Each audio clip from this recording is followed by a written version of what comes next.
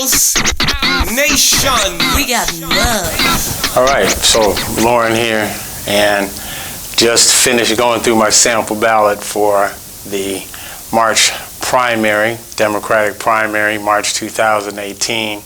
Every time that I even remotely consider doing anything else other than voting in the Democratic primary, I'm always reminded that the judges in Cook County are elected, right?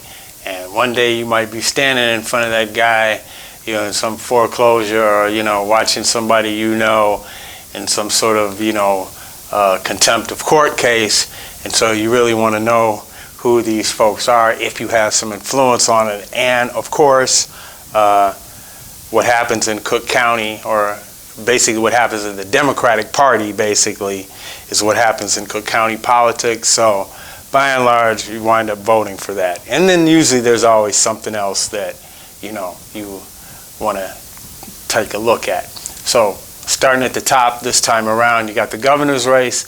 Hey, by now everyone probably thinks that J.B. Pritzker has already won. He's pretty much the only face that you see out there, you know, after 40 million, probably up to even 50 million now of his own money. Like I said, he's pretty much the only name and face you've really seen out there. Look, as far as I am concerned, you know, I'm sure J.B. Pritzker and the other billionaire running, Chris Kennedy, I'm sure these are really, like, you know, fine people, right? But, you know, for the most part, if we get another billionaire who has no government experience, you know, willing to spend, you know, truckloads of his own money to more or less buy an office, and that's more or less how they put Pritzker up, that he's really the only one that can go up against Bruce Rauner and his money bomb that he has, him and Ken Griffin, you know. So, but if that happens, it'll pretty much solidify this idea that only an uber rich person willing to just spend goo-gobs of his own money has a possible chance of holding a high elective office. So we are going to go with Dan Biss for governor, all right? And full disclosure, Dan Biss did show some love, continued interest in our video series, so we're going with Dan Biss. For Attorney General, we have Kwame Raoul, I guess current state senator, longtime public servant. Also, he's been preparing, you know, for this office for quite a bit.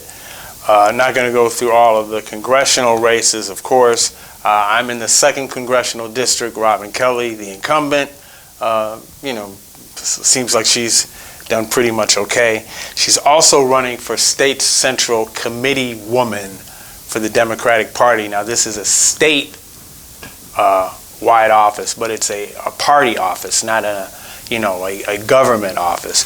But actually, I think, you know, it would be better not to, you know, concentrate that much influence in the hands of just only, you know, one person. So for this office, we're going to go with Carrie Austin from Chicago for that seat, 2nd Congressional District, State Central Committee Woman. For the other spot, we're going to go with Will Calloway, get some fresh blood in there. Also not going to go through all the state rep. I'm in the 25th District, crowded field. I'm going to go with Flynn Rush, Metropolitan Water Reclamation Commissioner. Okay, this is a county-wide office, usually not much paid attention to, but look, these people get, you know, somewhere around like 70, 80,000 a year for more or less just attending like 15 to 20 meetings a year. And, you know, that's really the only, like, and I think they even get like a staff that works with them. And that's, you know, really about the only real responsibility that they have, or, you know, as far as an elected official. So I think that this is, you know, worth taking a look at, you know, to see who's doing this one. Okay, we got Carrie Steele and Deborah Shore, you know, both endorsed by the party, but that's in a sense almost a coincidence. I'm going with Marcelino Garcia for that 3rd slot. He's been endorsed by some of the progressives, particularly Latino progressives. For the county-wide offices, For county board president, going to go with Tony Pretwinkle. I don't get it. Why is everybody hating on Tony Pretwinkle? I really don't see it. To me, and what I said, and I say this not, I have met her full disclosure, I have met her a few times, but I would say Tony Pretwinkle is really one of the few elected officials in Cook County, probably even in Illinois, that's actually like doing her job in that, she's not constantly like bucking like for the next, highest position. So Tony Pretwinkle for county board president, county clerk, county sheriff, and county treasurer are all uncontested. Karen Yarbrough, Thomas Dart, and Maria Pappas, but we'll give them something on that one. By the way, you got 3 Illinois state races that are unopposed or uncontested. Comptroller, state secretary, and I guess what's that last one? I guess I'm like Rick Perry. But in any case, the unopposed state races, the treasurer's race, that's right. They don't necessarily need my help, so I may decide even at the last minute. The only person that I'm really, you could say, voting against is Joe Barrios, Cook County assessor. Joe Barrios was, I think, more or less asleep at the wheel when, for many years you had black and Latino homeowners and property owners more or less being stripped of their property through like over assessments. Won't go into any like stories that I know on my own, but we're going with Andrea Aurelia for Cook County assessor, not Joe Barrios. Like I say, that's my only kind of like non-vote. Okay, Larry Rogers for Board of Review. Once again, can't go through all of the county commissioners races. You got 17 in all. I'm in the 3rd district. It's a pretty tough choice. Crowded field. Sharice Williams. I guess we do have to mention Bill Lowry. It was mentioned by one of his opponents, Bill Lowry, who's running for that seat. He's an he's African American who's an equity partner at one of the major downtown law firms, but out of nearly 60, some 50, 60 odd attorneys that work for that firm, there's only one African American attorney other than Bill Lowry. So I don't know how much we can anticipate he's going to be looking out for our community. He's not looking out for African American lawyers. Okay, for the judges, the county-wide ones, and actually it took a while to go through them. For the county-wide vacancy, and somehow, basically the thing that I use as the main guide for choosing the judges, recommendations from the Cook County Bar Association, that is the Association of African American Trial Lawyers in Cook County, been around since the NAACP days.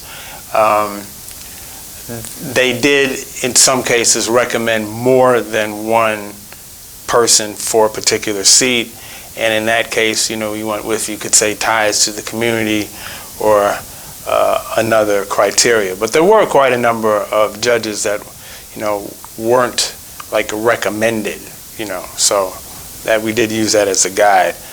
Vacancy of Brewer, we have Loren Whiting. Vacancy of Clay, Lori Ann Roper. She's recommended by the Cook County Bar Association, but not endorsed by the party. Just a note.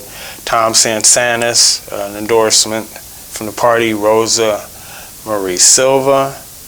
Okay. Thomas McGuire for the vacancy of Dunford. Vacancy of Flanagan, Preston Jones. Both recommended by the Bar Association and endorsed by the party. Vacancy of Hannigan, Cecilia Ann Horan. Vacancy of Jordan, Patrick Dankwa John. Now, he was neither recommended by the Bar Association or endorsed by the party, but I had my own little research I did on that one. Peter Michael Gonzalez for the vacancy of McGinnis, and vacancy of Pendergrass Rooney Jack Herdeggy. Okay, I'm in the 5th sub-circuit. It does kind of show that you would be voting for one of your neighbors. The sub-circuits were created so that we would have equal representation from all areas of the county.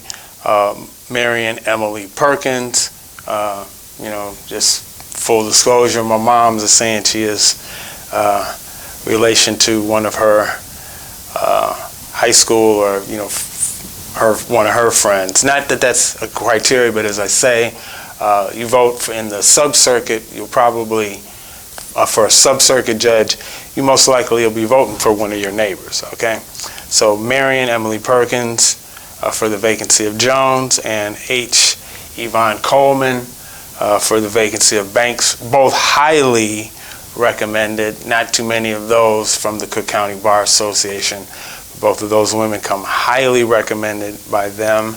And also for the vacancy of Washington 3rd, Mary Ann Melker. Okay, those are the judges' races. For the referendums, and I'll mention it really quick, if you are concerned about the amount of time that it takes to vote, listen, referendums, legally or technically, a non-vote on a referendum is considered a no vote. However, the machines in Cook County are set that you cannot opt out of not voting for a referendum. And I can remember on more than one occasion seeing people in the voting booth who you could see were actually looking at these referendums for like the first time.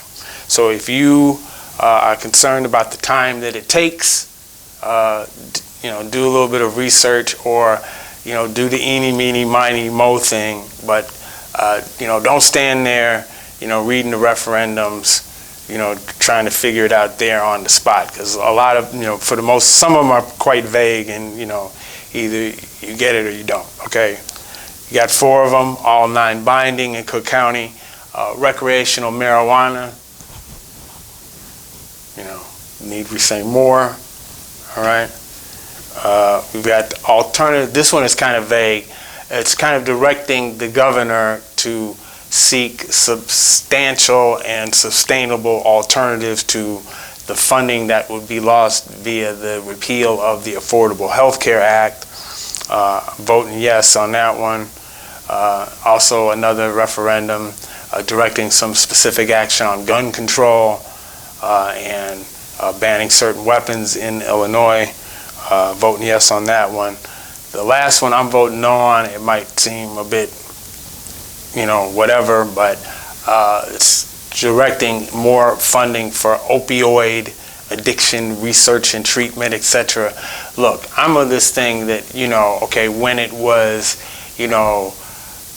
not opioid, but, smack, junk, heroin, the street stuff, then it was a social justice or a criminal justice issue. Okay, now that it's out in the suburbs, okay, now it's a public health issue. So until there's a little bit of parity, I say, kind of on that one. All right, so those are the picks. I hope you enjoyed it. Hope it maybe helps a bit, especially the bit with the judges. But it is something to think about, because it's going to take you half a minute to go through it, even if you know a little bit about what you're doing with it. Okay, Loren and out.